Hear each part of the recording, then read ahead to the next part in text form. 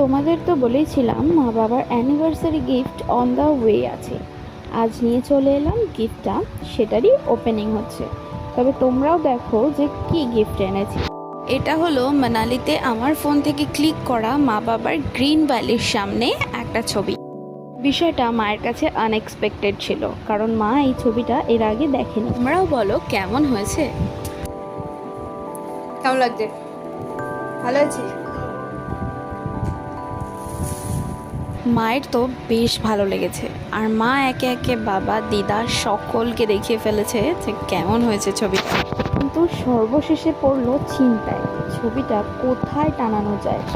এত বড় বাড়িতে কিনা হ্যাঙ্গিং করার জায়গাই সে খুঁজে পাচ্ছে না।